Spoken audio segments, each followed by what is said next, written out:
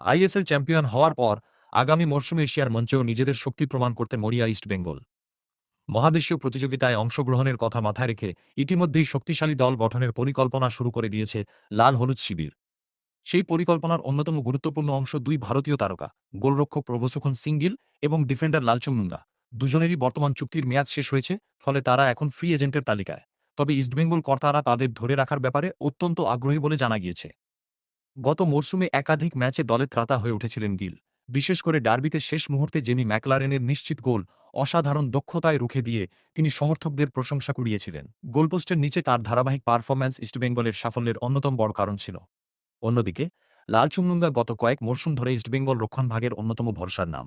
Centre ব্যাকে তার স্থিরতা, ট্যাকলিং এবং নেতৃত্ব দলের ডিফেন্সকে বাড়তি শক্তি দিয়েছে। ২-০-২-৬ পর্যন্ত চুক্তিতে থাকা এই ডিফেন্ডারও ক্লাবের দীর্ঘমেয়াদী পরিকল্পনার গুরুত্বপূর্ণ অংশ হিসেবে বিবেচিত হচ্ছেন।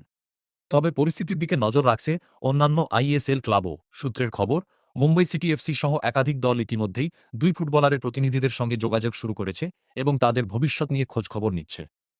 সব মিলিয়ে গিল ও লালচুংমুঙ্গাকে ঘিরে ট্রান্সফার বাজারে জল্পনা বাড়লেও এই দুই গুরুত্বপূর্ণ ভারতীয় ফুটবলারকে ধরে রাখতে বদ্ধপরিকর ইস্টবেঙ্গল কর্তৃপক্ষ। আগামী কয়েক সপ্তাহেই তাদের ভবিষ্যৎ নিয়ে চূড়ান্ত ছবি স্পষ্ট হতে পারে।